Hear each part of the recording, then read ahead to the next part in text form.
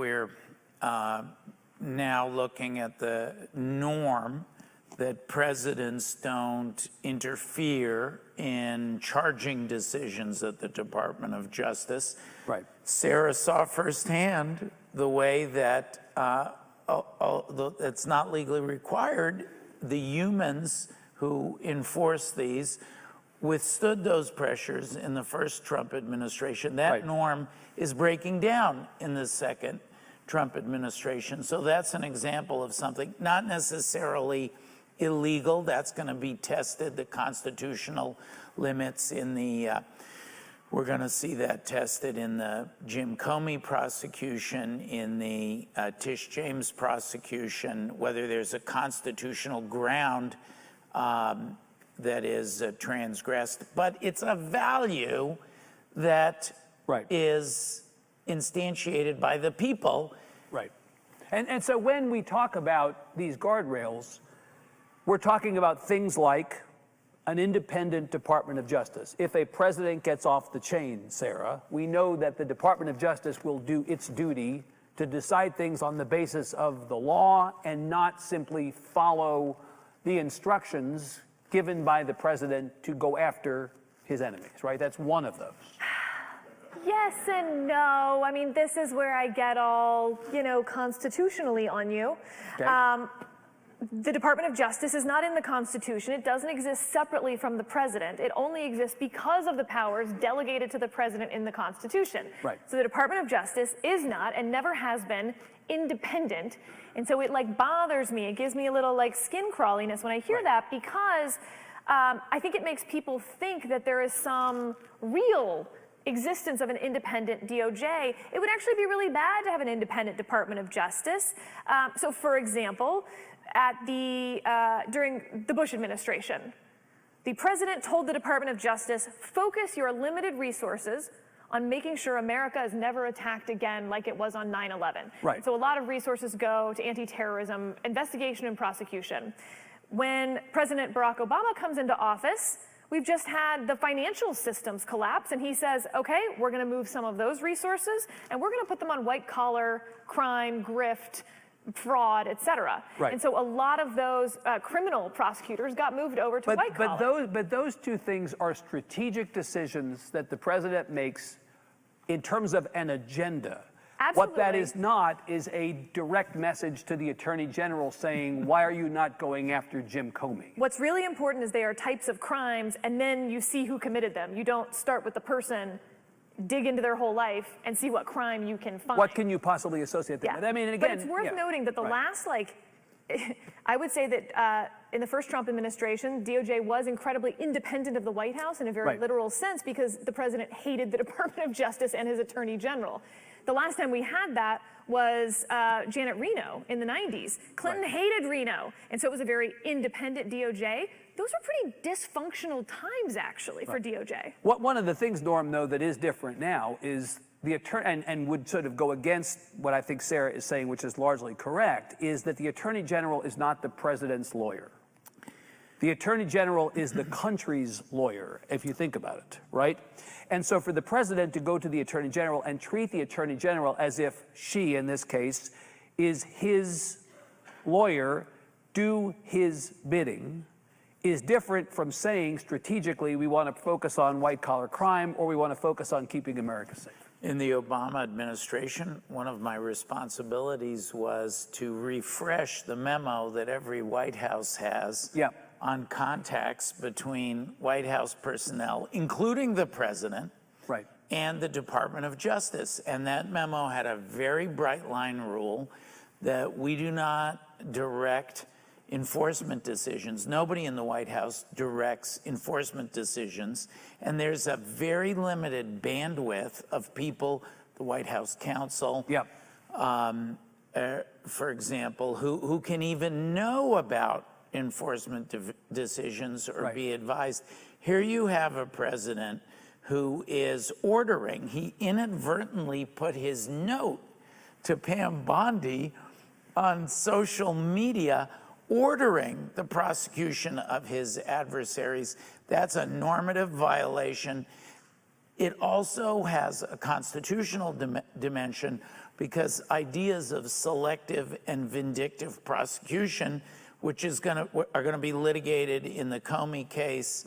That's what will be James case. that's will be part of the defense in both the Comey and the. And that has a constitutional Right. dimension, and part of those rules that the court will adjudicate stem Right. from the Constitution. Sarah, I'm old enough to remember. You may not be, but I am. When Bill Clinton and Loretta Lynch being on the same tarmac was viewed as an obliteration of norms. Yes. That compared to Trump DMing Pam Bondi is like child's play.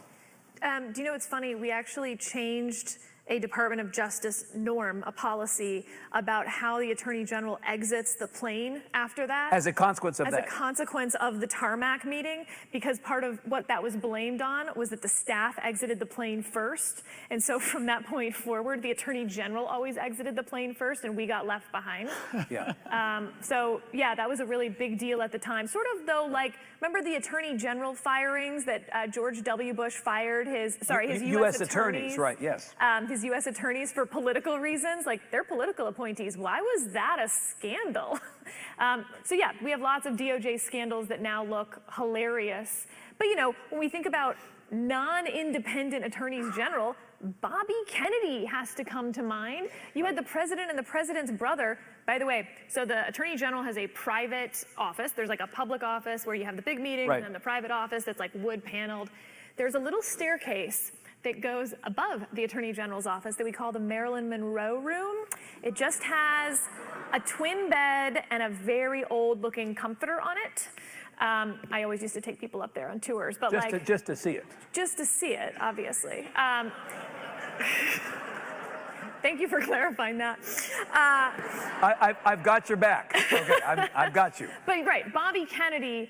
That was not an independent DOJ, and you have Herbert Hoover doing God knows what. Right. Although there is no anti-nepotism rule within an administration necessarily, right? I mean, otherwise Bobby Kennedy, Norm, would not be allowed to be Attorney General. There is now. There are in part because of the historical experience, right. we have codified Right. the anti-nepotism rules. Right. But part of the idea that the Constitution, laws, the regulations, and the norms, part of the idea that they're all getting at is one of the founding ideas of the founders, the framers, you see it in the Federalist Papers, how best to preserve the public virtue of our leaders. And Yep. part of the problem with what we're seeing now, and there's no administration that's been uniquely free of challenges. Right. I think the Obama administration, the norm was the enforcer of norms. I don't know if they picked that role for me because of my name. Right. I think the Harvard Law School admissions office had more to do with it. I was in law school with the president. We were very strict on the norms, and relatively speaking, the presidential historians say we had the most scandal-free administration. We were very, very strict Right. on the norms, so you never get to the regulations, the laws, the constitutional issues. It's the notion of concentric guardrails to protect those ultimate So values. quickly, how much confidence do you have in the Department of Justice, Norm, at the moment? Then I'm going to ask the same of Sarah, to protect against the diminishing of the public virtue of government? I think that the credibility of the Department of Justice has been completely destroyed by the Comey and James charges.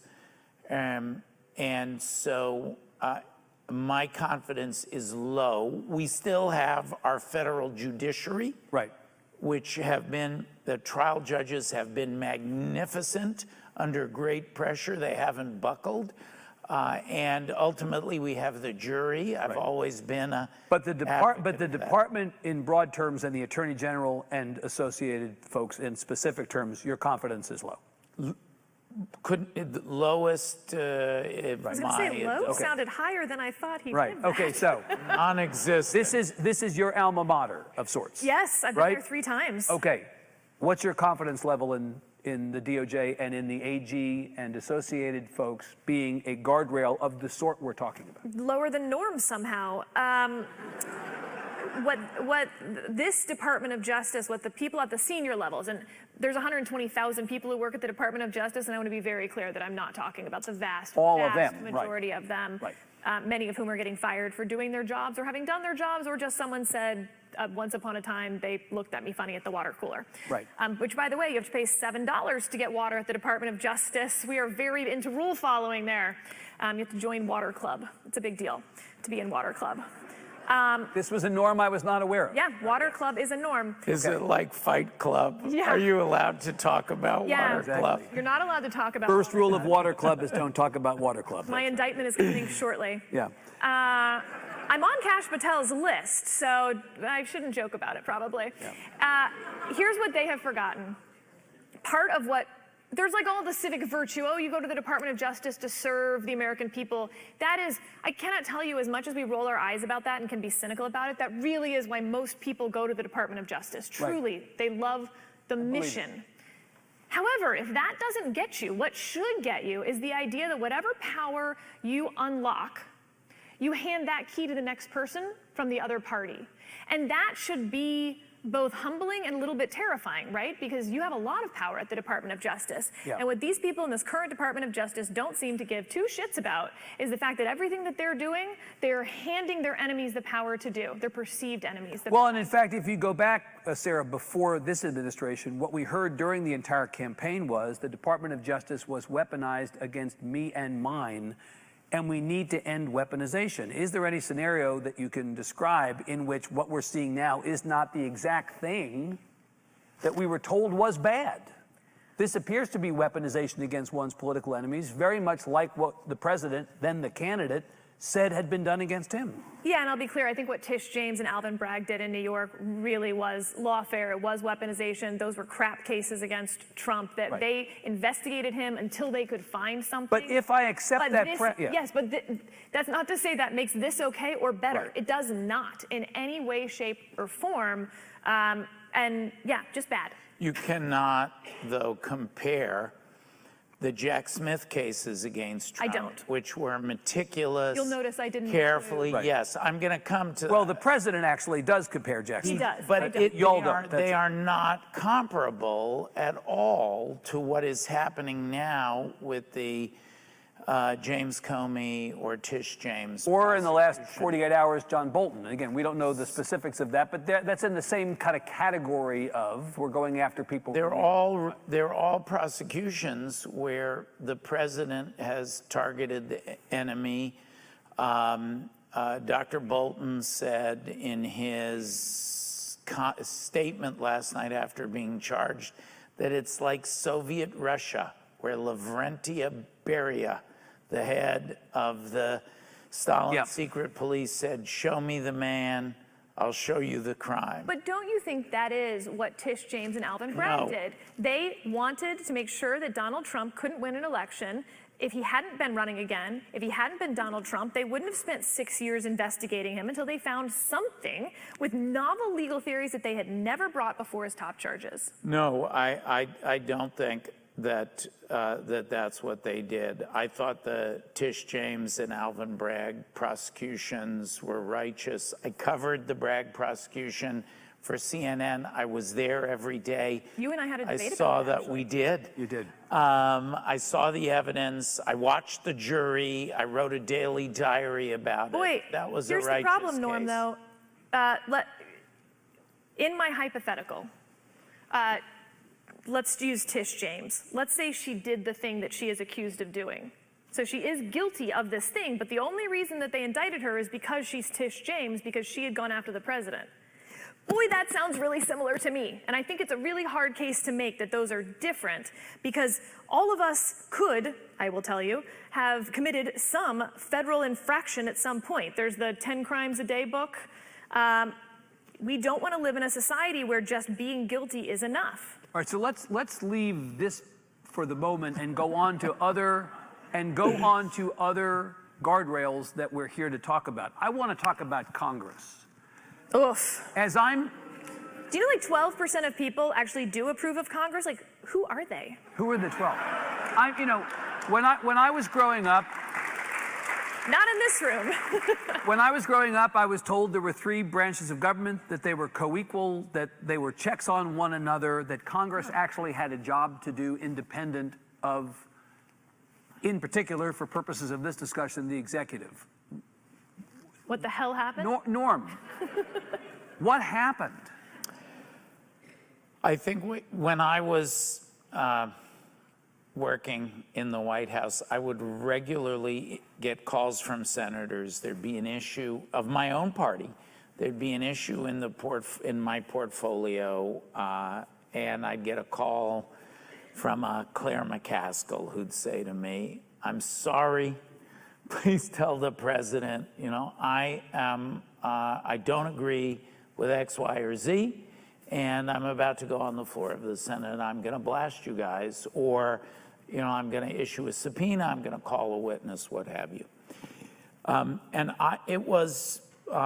had a front row seat to the negotiation of the healthcare and the challenges, healthcare reform, the challenges we had in our own party. I myself worked on the financial regulatory reform.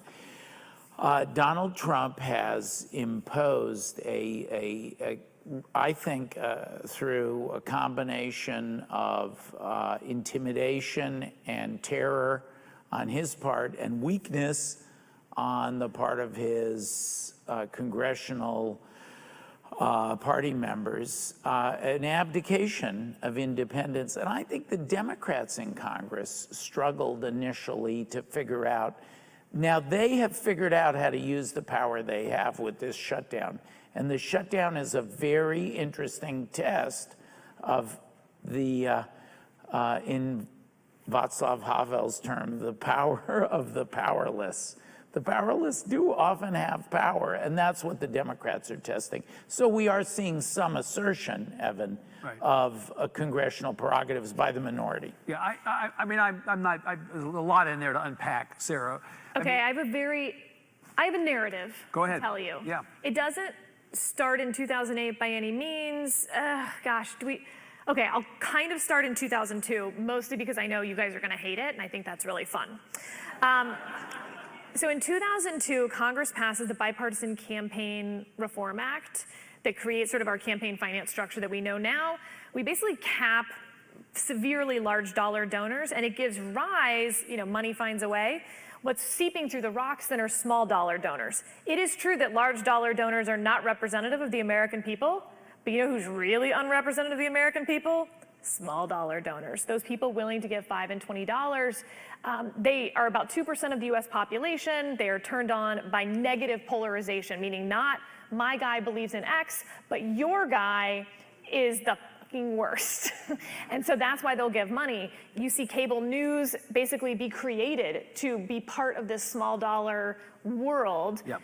Okay, so members of Congress basically stop being moderating forces, stop compromising, stop legislating, because the way you get small dollars to win your election is outrage and pointing fingers at the other guy, being great on social media, all of that. Okay, Barack Obama comes into office, and DACA, he wants immigration reform. The Republicans in the House basically stall and are like, we don't wanna. And he says, I have a pen and a phone, and if Congress won't work with me, I will rally the American people to my cause and I'll do it myself. He lets Congress off the hook, and Congress learns a very valuable lesson. We don't have to do anything, especially if our party has the White House. We can get everything we want without compromising. And if our party's not in the White House, we can actually run on this. When Trump comes into office, I got a call at 2 in the morning from a reporter at ABC, Pierre Thomas, who is a wonderful person. And he says, Sarah, I'm sorry, you need to wake up. There's been a shooting in Las Vegas. And I turn on my phone, 800 people have been shot, 60 people have been killed. It's the largest mass shooting by a single person in American history. He used a bump stock. We don't need to go into a ton of details, but basically it helps you shoot your gun faster. This was, I think, was it a concert? It was a concert in Las Vegas, country music concert. And he killed himself. We never knew the reason that he did any of this. Congress has 2 bills pending, one in the House and one in the Senate, to ban bump stocks because there's huge public pressure to do so. Activists are like, ban bump stocks. But it'll be a hard vote for Republicans, right? Because that's like an anti-Second Amendment vote. And so Trump is like, don't worry about it, guys. I'll ban bump stocks. And on like a Tuesday, the ATF makes it illegal with a 10-year imprisonment if you own a bump stock because the ATF said so. Both bills die in Congress. Activists are like, yay, we banned bump stocks. And people like me are screaming, no, you didn't. The president can't make a new criminal law. And guess what? You can't.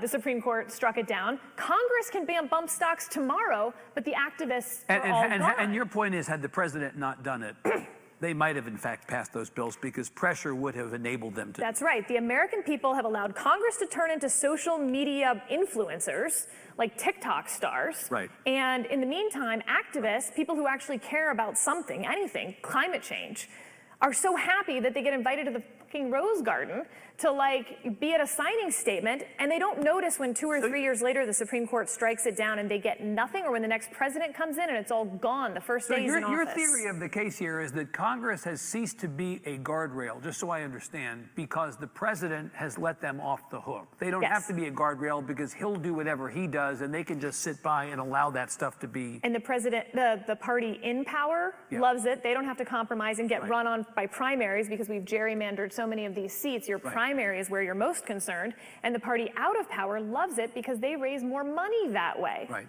Norm, it's sort of evil genius, isn't it, to just sit back and let the president take all the incoming? I think it represents the flaw in that very interesting theory is that it lets the individual members of Congress off the hook for the choices they're making. Oh no, they're terrible. Well, I thought we already knew that. They need to, the responsibility starts there. It can't all be explained by gerrymandering because in the Senate, you're elected by states. And so they had they knew what they had to deal with in the first impeachment, in the second impeachment. Those senators made choices. And that is the moment, particularly that second impeachment, you had a president who instigated an insurrection against the United States of America. We had never seen anything like that. You know what's they funny let him off the hook, and that unleashed the second coming of Trump. So that was the bending of the knee original sin. I think that second impeachment is 10 Republicans in the House voted to impeach Trump and 1 in the Senate. Do you know how many are left? I think 2. Valadao in California, right? And do you know who's the why? Why? Democrats spent $50 million helping the most MAGA candidate in their primaries to defeat those Republicans. Right. So it is, frankly, like, we can blame both sides and how this started and the pen and the phone and all that. Voters, you are allowing your members of Congress to sit on social media. You are allowing your members of Congress to not pass legislation. I talked to a member the other day who didn't even hire any legislative staff. Why would they? They're not doing any legislation. What a waste of their budget. They hired more bookers and social media. They're there to be influencers more than they are to be problem solvers. That's kind of what Congress are the reason they are willing to do that. What Congress has become. But Norm, the thing is, in a situation in which these individual members of Congress, whether the House or, as you say, ungerrymandered the Senate, vote the way they do, there is no accountability mechanism for that, right? That ultimately falls on us. Every time Susan Collins votes with the president and furrows her brow and tells us that her brow is furrowed, the people of Maine must be good with it, or I guess we're going to test that theory. We'll see if the 18 accountability mechanism known as Janet Mills is any more effective. There's another Democrat in the primary there, and then we'll have an election. If you look at the large cycles of American history, and not just Guardrails in the United States, but what has happened around the world. The Democratic backsliding that we're experiencing now is not unique. There's a new paper out studying a century's worth of democracies who backslide. There's a debate about the statistics. The thesis of the paper is that almost 75% over the past 3 decades of democracies who have experienced backsliding have reversed. And I think, to Sarah's point, the American people are facing a wake-up call about their choice in 2024. And I think you could very well see a voter-driven resurgence of virtue in this next cycle. I found it fascinating. I was studying we were talking in the green room about this. And Democrats have won, however unpopular the brand is, they've won 42 out of 43 special elections this year. Won or outperformed by an average of 16 points. Right. So we'll see what happens, New Jersey, Virginia, Pennsylvania, and then 2026. But of course, as Sarah pointed out, which I don't want to speak for you, but as Sarah correctly points out, and then I want you to kind of jump in on this, special elections are not necessarily a test of anything. They're low turnout elections at an odd time, the very particular circumstances in each race. I mean, I understand what you're saying, peace. But Sarah, I mean, we do not yet know whether, in fact, there is going to be that clawback to civic virtue in the next election. We don't know. No, and I think what should be the most terrifying statistic to Democrats was in 2024 when voters were asked, do you think democracy is under threat in the United States? And it was like 75, 80% were like, yes. Is this important? Yes. Who's the greater threat to democracy? Democrats. That's a real problem, because I think when you ask Democrats, why did voters say that? They stare blankly at you. They cannot answer why a voter, including voters who do not identify as Republican, right, say that they are the greater threat to democracy. What would your answer have been if somebody asked you that? Why are Democrats perceived in your anecdote as the greater threat to democracy? I think in part because of those cases against Donald Trump. They were perceived as an effort by Democrats to prevent voters from getting to vote for Donald Trump, because they were, I'll show you the man, show me the man, I'll show you the crime cases. I think Joe Biden was considered unfit for office. I think the American people knew it, and they felt like a bunch of those guardrails that they were told to trust, the media or otherwise, were either lying to them or not looking into it enough, sort of taking the White House's word for it that he was fine. I think when that debate happened, a lot of people felt like they had been gaslit. The shades came off of their eyes. Yeah, and then to have Democrats, including the candidate for president that then was picked not through a primary, say, I was with him in every meeting and he was just fine, sounds insane. Norm, this is I want to talk a little bit about the media and the courts before we go to audience questions in 15 minutes or so. But I want to ask you about this very specific thing, the point that Sarah's making. The last year, 24, leading up to the election, there was a lot of talk out in the world. This is the most important election of our lifetime because democracy's at risk. It turned out that that did not really resonate with people. The word democracy hit differently depending upon where you used it. Democracy wasn't about being able to pay my bills or drive my kid to a good school. It was about something that was less tangible to a lot of people. And I wonder if this conversation today is in that same bucket. We talk about guardrails. We talk about the rule of law.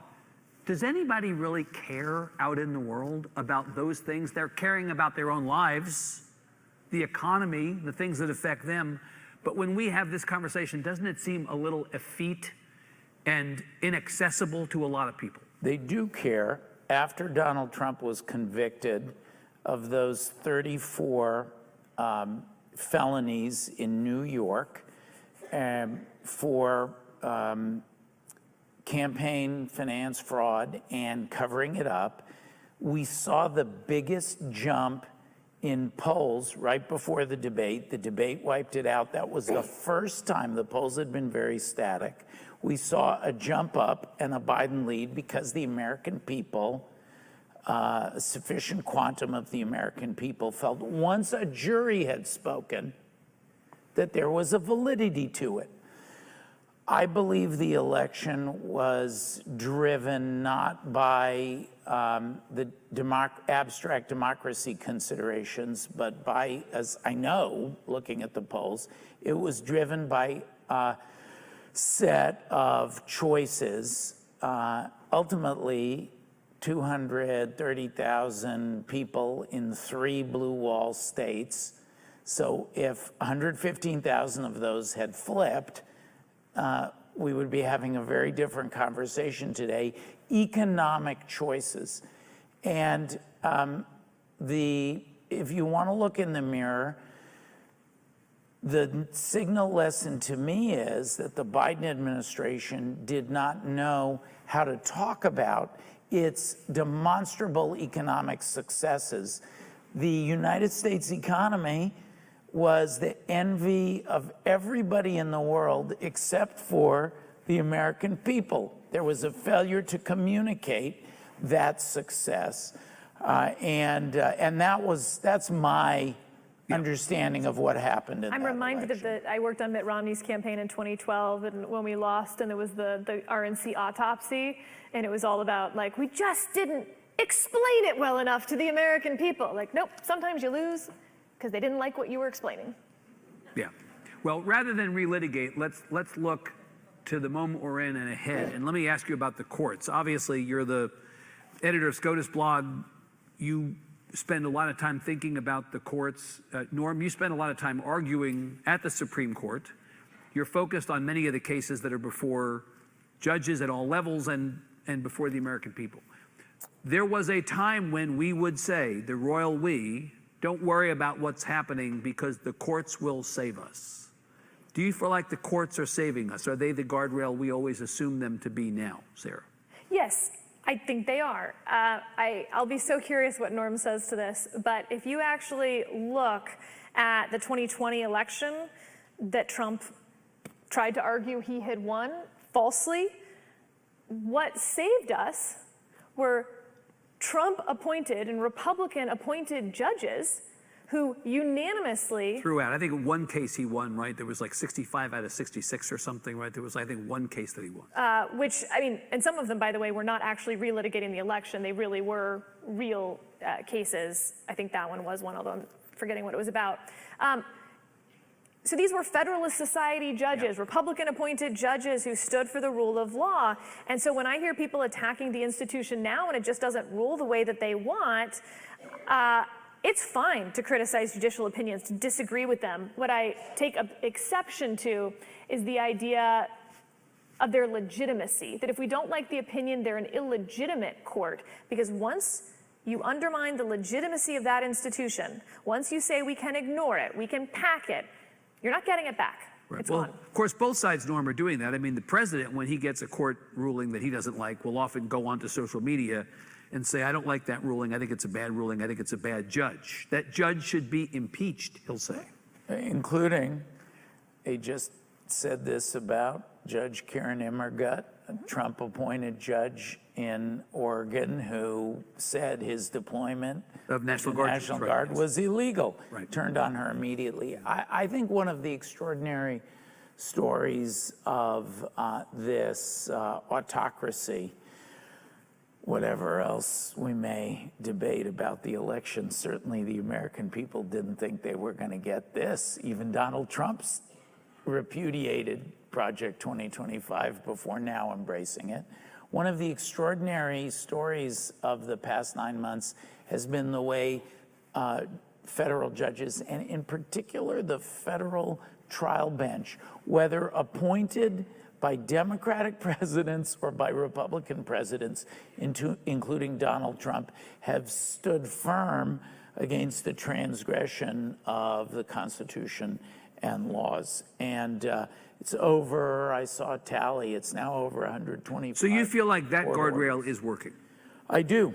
I Yeah. do. I disagree with the utilization of the shadow docket, but that's But only that's a Supreme Court issue. and that's only a fraction of the cases. So on the whole, the judiciary has been holding strong. And you would include, before we come back to Sarah, you would include in that norm the Supreme Court, not just the courts below, but you think the Supreme Court is sufficiently acting as a guardrail? No.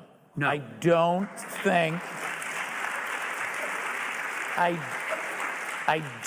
think the utilization of the shadow docket, the way the court has been right, proper, or lawful. Many of those, a number of those are my cases. Now, what the court has done is But see, don't you see a they've difference in tilted disagreeing with the court? But it's One of those decisions was 8-1. it's the number of cases, and there's often strong dissents in those cases. It's the utilization of the shadow docket. It's the failure to explain what they're doing.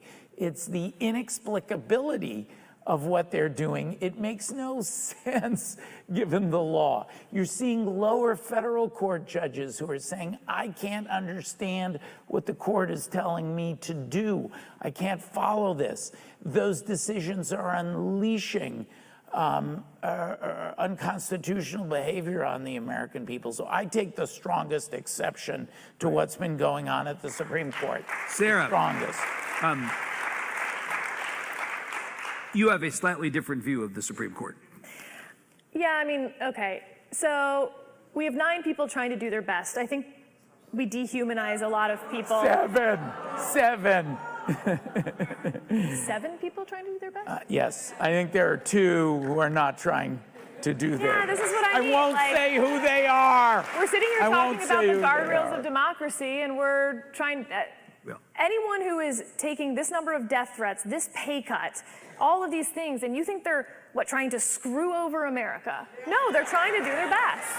Nobody does that. So let me just ask this. So the perception of those who oppose this administration and this White House and this president specifically, the perception has been, not entirely, but largely, that this Supreme Court has bent a knee when asked to either rebuff or to validate. Yeah, we have a lot of. What they've done is validate. We have a lot of people who've started paying attention to this now, and so Right. they don't have a lot of historical comparisons to make. We have a lot of focus on those 6-3 decisions. For instance, Joe Biden lost the student loan debt forgiveness case, 6-3 at the Supreme Court. And we paid a lot of attention to that, for good reason. That's an important case. And then nobody paid attention to the unanimous decision upholding his immigration policies when Texas tried to sue and said the law says you shall detain illegal immigrants. Yeah. And the Supreme Court unanimously ruled for Joe Biden. We never even heard about that case in the media because they define the big cases by those that are decided 6-3 and are divisive. When it comes to this docket, which is called the shadow docket by the people who hate it, except when they agree with it when their president's in office.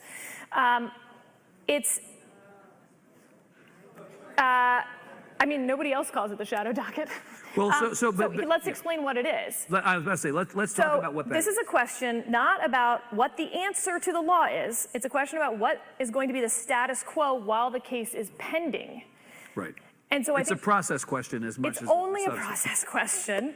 And so I think that's really hard because the question is, what was the status quo? What should the status quo be?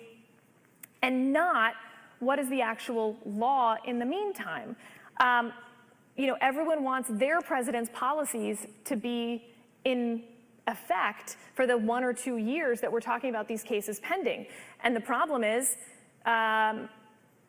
is that the status quo when you only have a 4-year term? This would all be much easier if Congress would do its job. They're not putting congressional statutes on hold. These are executive orders only that we're talking about, or allowing them to go. What the Supreme Court has said when you ask the individual justices is, the reason that we're not writing more is because you don't want us to have to make a decision on the merits of the legal question without full briefing, without the lower courts actually having a say in this. That's how we make good decisions. We make our worst decisions when you ask us to do it quickly. And so then people are like, well, we need more argument, we need more briefing. And they're like, okay, fine. So they have been doing more of that. There's still complaints. And now we have an interim docket to the interim docket, to the merits docket. It's just going to be these dockets all the way down because something has to be in effect while the case is pending. Yep. What are you supposed to do? Let the lower court's very good orders stay in effect. They're applying the law. But you don't Trump, actually- let the Trump judges. These are Norm, Trump-appointed judges you don't who are say that, applying though, the when you law. lose at the lower I do court. say that. No, I do say that. When there were abortion rulings, they were like, we need the Supreme Court to step in. My God, this shouldn't be the law in Texas. And the lower courts had upheld it. So which is it? You want to just defer to the lower courts all the time? Ooh, but not when we lose. What if it's a death penalty case? Ooh, no, we want those too. So this is It's one just of not those consistent. where you're arguing it's where you stand is where you sit. Damn right. That's how it goes. So we have There's a flaw in that. Just, Evan, one point. Quick, There's yeah. a quick point. The flaw in that is that a majority of Trump-appointed judges have said this autocratic regime is behaving illegally, and the Supreme Court has again and again interfered with that. And if you look at the statistics, the Supreme Court justices are deploying the shadow docket explosively many times more than they did under Biden or for other judges. They don't choose how and many there are. it The distributes administration politically. chooses. It No, distributes they don't- politically. They don't choose the number of cases that they take. The administration appeals it to them. They do not need to use the shadow docket It's to the block use these of the lower shadow court. They're that- making a that- choice. All right, let me say that we have about a minute and a half before we're supposed to go to questions. We're going to wrap it up here quickly with a little bit more conversation, but then we need to go to your questions, and there should be QR codes up on the screens on either side. You've seen those, I believe, but we want you to submit your questions through the QR code so that we can then in turn have students ask questions on behalf of those of you who have questions of our guests for the remaining time. Let me ask you about my profession, the media, as opposed to the law, which you both know so much better than I do. The media used to also be a guardrail of sorts. Something bad would happen and the media would tell all of us. We then would become activated and animated and agitated, and we would take responsibility for trying to correct whatever bad thing had happened. But the media has been so completely hobbled by the economics of our business and by, quite honestly, by its own mistakes, that the media really is no longer able to function, Sarah, as a guardrail the way that it used to. I think that's right. I mean, you look at what's going on at the Pentagon right now. Reporters don't have an independent right to access to the Department of Justice or the Pentagon or the White House. The governments have given them that access because it has been in their interest to do so, because the reporters provided a service that they couldn't do without. Yep. That's clearly no longer the case. That mutually beneficial relationship is not anymore. And I think it would really behoove individual reporters and the media at large to ask, why did this stop being mutually beneficial? Yeah. Norm, the reality is there are people who would argue with Sarah that it absolutely is beneficial in a larger way to our democracy to have a free press acting as a check on government, right? Of course it is. Sorry, I want to be very clear. I mean that the beneficial relationship to the government officials, that's why they initially let them in the building. Nancy Youssef from The Atlantic was on stage last night, one of those Pentagon reporters, arguing that the decision by the Pentagon to revise its policy on who does and does not have access to the building and to people in the building is in fact an attack on the free press's ability to do its job and to hold people accountable. You don't think that's the case? No, I think it is bad for America. I mean, like, I guess I'm quibbling maybe with the question a little, but I don't think it's good, and I wouldn't have done it. I had DOJ reporters who worked, 2 doors down from me. Would not have changed your policy. I would not have changed my policy. Right. But I guess my point is that they don't have a right to access the building, and yet they had the ability to access the building for decades. Right. Why was that, and why has it changed? Norm, quickly on the media, is the media up to this moment, is the media able to be that guardrail to do its job sufficiently? The media is transforming. I will say I agree, whether I agree with Sarah or disagree with her on particular answers. Her last answer points out something that's valuable, that's the theme of your answers, Sarah, which is, the fault is not just in our stars, it's in ourselves. And we should look in the mirror Right. as to how we got into this situation now. And to answer your question, Evan, There's no political cost to kicking reporters out of the Pentagon. what's our responsibility for the situation? You should always start with, You know, you should Right. start with yourself. We should ask ourselves, how Right. did our democracy get in such a fix? So, but the flip side is to ask yourself, what can I do to fix it? Right. So I find myself, to answer Evan's question, in the very surprising position of being a publisher and having over 500,000 subscribers in the Substack newsletter that I do every day. We publish a daily magazine, The Contrarian, right. with Jen Rubin. And that is and I'm one part now, to my surprise, of a large, and Sarah in her role at SCOTUS Blog, for example, is also a part of this new media ecosystem. And I have been so pleased by the ways that independent media has stepped up to account for some of the failings of legacy media. And I'll tell a very short story about that. In these over 200 cases and matters, I had one where the client was somewhat controversial. And I did the old traditional thing when I try my cases, try them in the court of law, try them in the court of public opinion. I'm used to doing that. And to me, the court of public opinion means get my client on CNN, get my client on MSNBC, ABC. Client was too controversial. But what we did instead was the client did 20 different independent media outlets with an equal or greater oomph. And when that happened, I saw, oh, there's an alternative platform that people are paying attention to. So the answer may be that the traditional media is not meeting the moment, but we're talking about a media landscape But that it's is much not the larger. same. It's not a substitute for it. You can do those 20 because they're 20 small slices that already agreed. This is the problem. We're not sharing facts or even news stories. Well, that are so relevant. we have a set of, back to data and facts. We saw a Gallup poll a couple of weeks ago. Every year they track trust in the media. The trust in the media across the country is the lowest in history. 28% of the public has, I think, great trust or a significant amount of trust, at least, in the media. Something like 32 or 33% have no trust at all in the media. And if you do it by party, only 8% of Republicans say that they trust the media, a great deal. And over the last 10 years, the percentage of Republicans who don't trust the media at all went from 30% in 2015 to 62% today.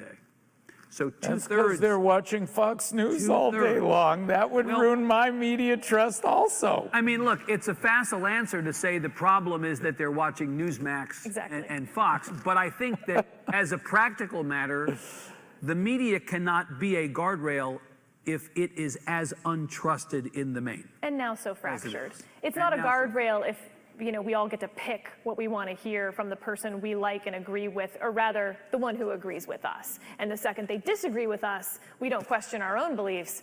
We just tune on to something else where they agree with us. So this is a tribalism problem? It's a tribalism problem. It's a fracturing problem. Right. And it's not Fox News. I mean, Fox News and MSNBC are equivalent in their cheerleading in a lot of respects from a partisan standpoint. Right. And very, very few people watch either, and compared to the voting population as a whole. Norm, now I'm going to get on my soapbox and say that the problem may ultimately be that facts are no longer facts, truth is no longer truth, truth is subjective, facts are subjective, and reality is subjective all of a sudden, right? Isn't that a problem? I should say so. But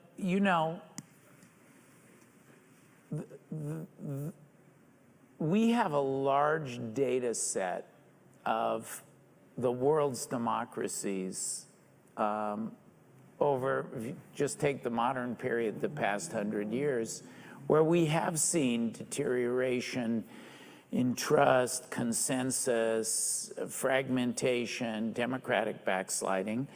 And more often than not, even if you go back 100 years, it's still more often than not, there's a reversal and a recovery. Yeah. I actually believe in the civic virtue of the American people. I think the American people have been ahead. We're going to see millions. I think it's going to be the largest day of peaceful protest that our nation has seen in decades. Tomorrow. Tomorrow. You're going to see millions turn out. You might not know it to hear us debate on stage, but I spend a lot of my day in a big tent coalition with Sarah's colleagues on the center right, where we do agree on fundamental principles. We did a statement of shared values. We're not going to agree on every policy, on gun policy or choice and abortion necessarily, but there's a shared framework. And, you know, the elections are tests. Maybe Americans will fail this test. We're at a crossroads.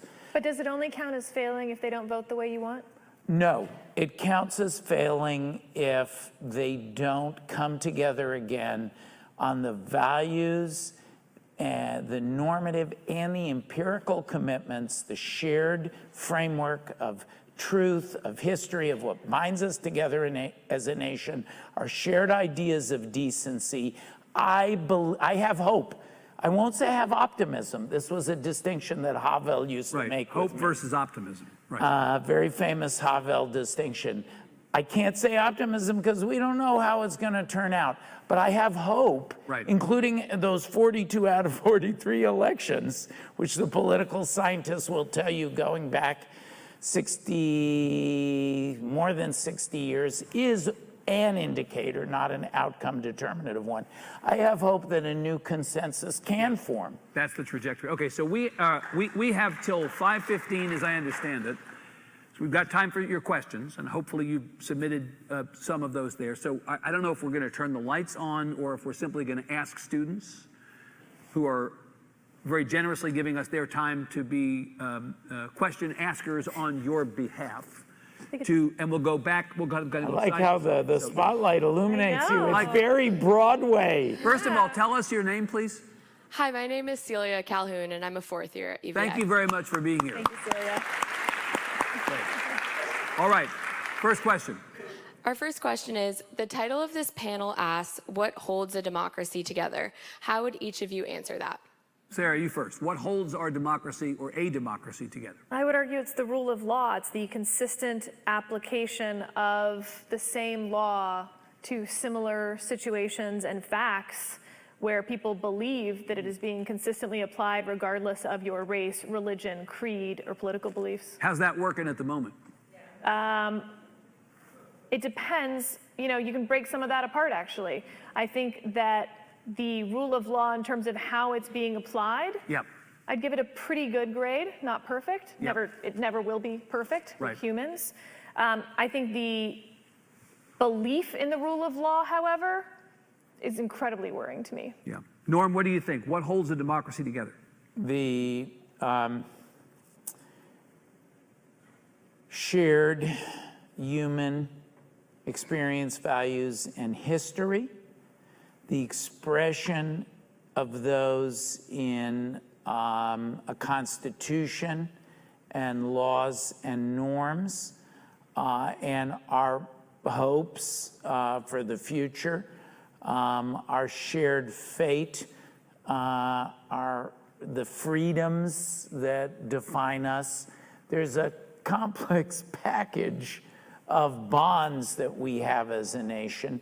There have been times, the Civil War, Jim Crow, the first Civil War in the American Revolutionary period between Loyalists and Tories and the American revolutionaries.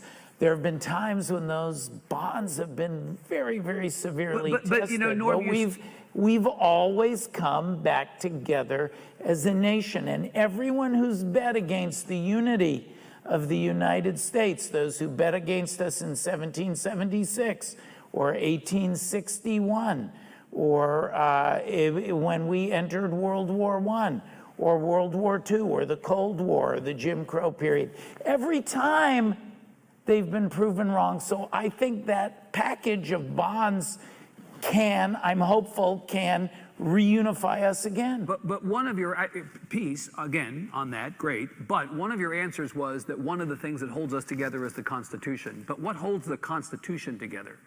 A difference between now and some of the thens you're talking about is that the sanctity of the Constitution was not in question.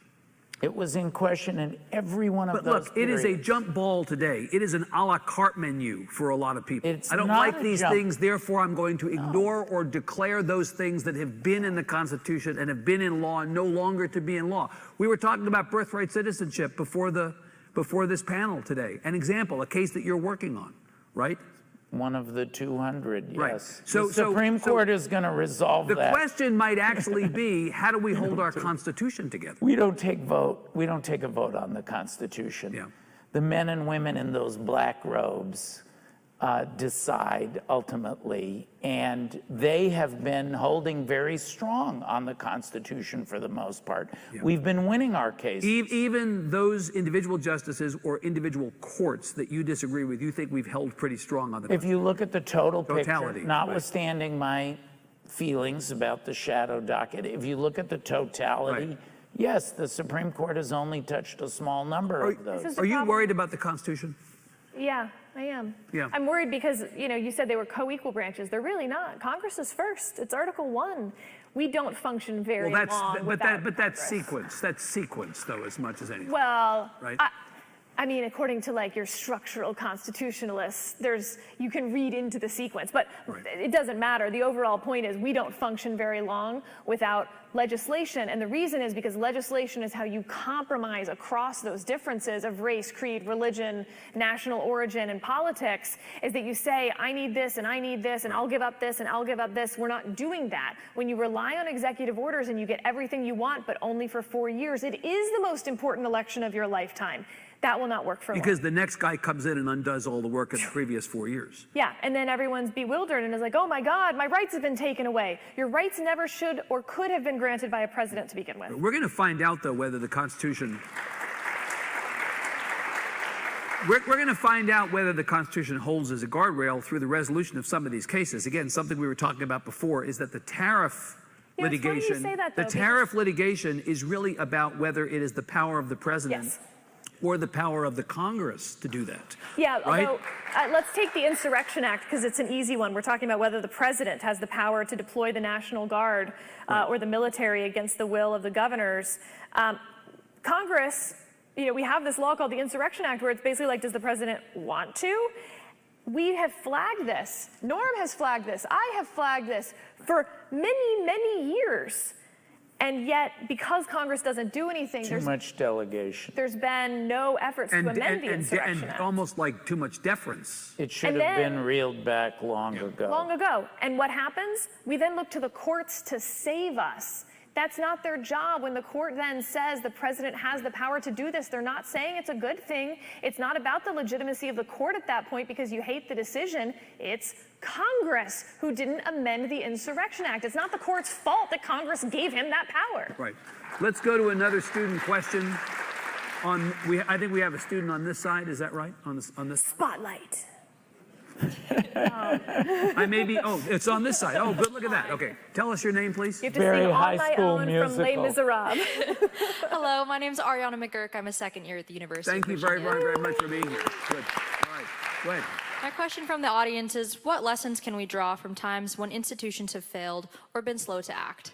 Norm, what lessons can we learn from history on this? 5 lessons. Seriously. I'm working on a paper on this now.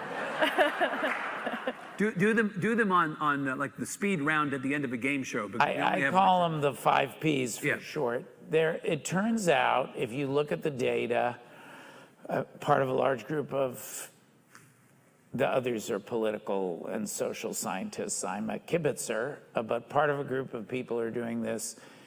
5 ways you can evaluate how it's going and how to claw back a backsliding democracy. Court proceedings, functioning of the rule of law, public protest, we'll see that tomorrow. Press virtue, Evan asked about that. Is the press, new and old media and social media and the rest, doing their job?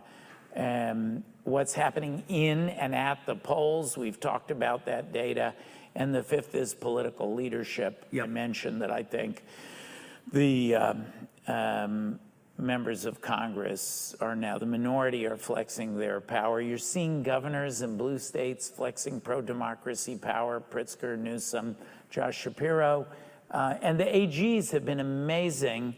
They've used all their power, Democratic AGs, to go to You're court. talking about and fight for state attorneys general. State attorneys general. So those are five parameters. When you study that history of backsliding democracies and the institutions that comprise them, you can grade the comeback. What lessons do you think we take from history? I love this moment in history where the Supreme Court 7-1, one of the justices wasn't, he was at his daughter's wedding, 7-1 held that Louisiana could in fact have separate but equal railroad cars, and a black man who was 1/8 black was arrested on the railroad car, and they upheld his conviction for violating that law. And the one justice who was in dissent, John Marshall Harlan,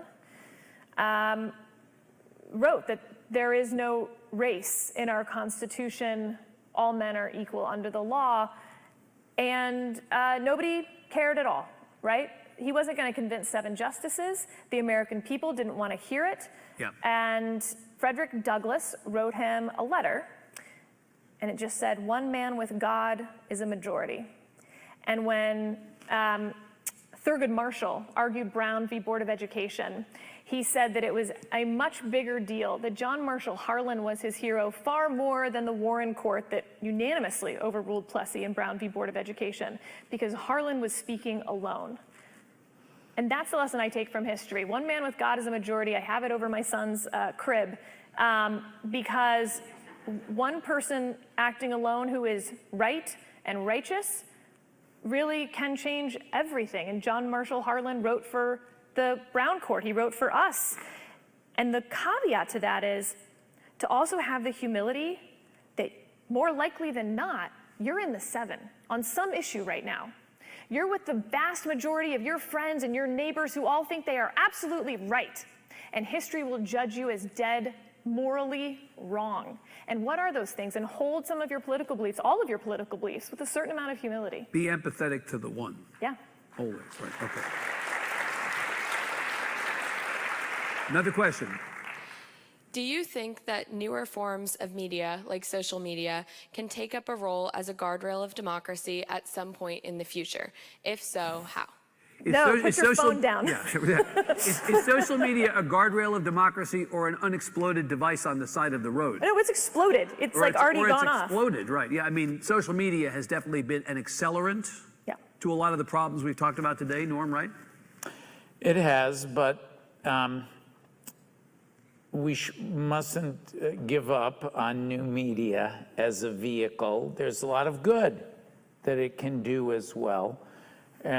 We have seen the... Norm and I may disagree on this more than anything else he has said today.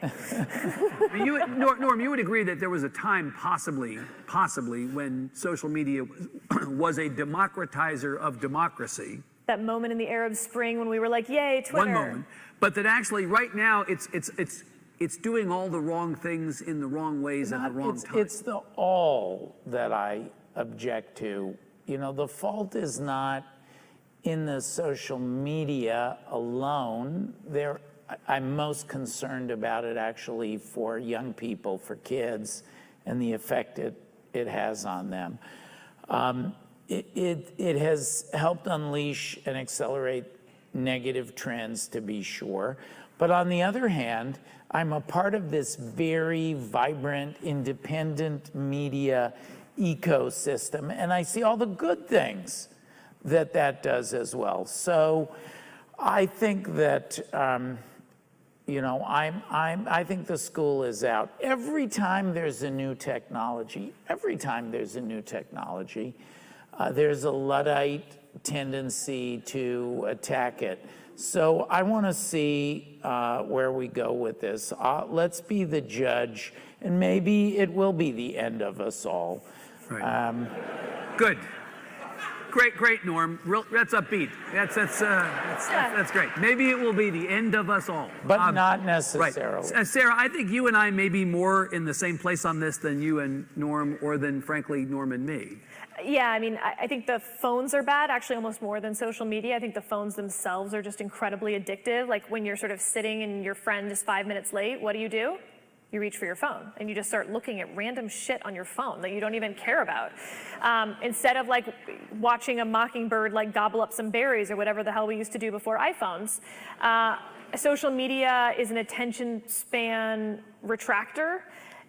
But I will give some positive news. At the same time that all of that is happening, podcasts, these like long form medias are actually catching on, Substacks, where people want to have deeper dives into subjects that before you would have only gotten 5 minutes on the nightly news on, and now they want to listen to 5 hours on That's it. social That's media good. too. No, sorry, I'm counting social media as the apps on your phone. Twitter, Snapchat, TikTok, those are all bad, and I would burn them. Substack is an app on my phone.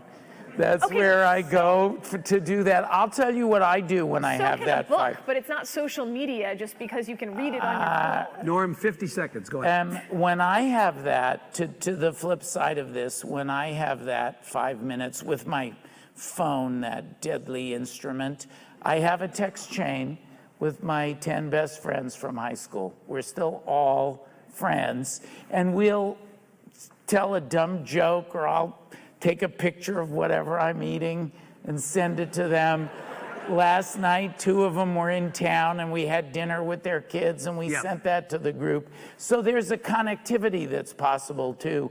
And as the famous conversation between Henry Kissinger and Zhou Enlai, Mr. Premier, what do you think of the French Revolution? It's too soon to tell. So let's see what happens. That's the answer. All right, great.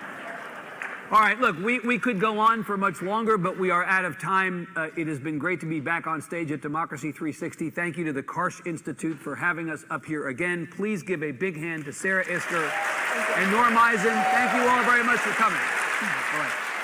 I thought it was very good.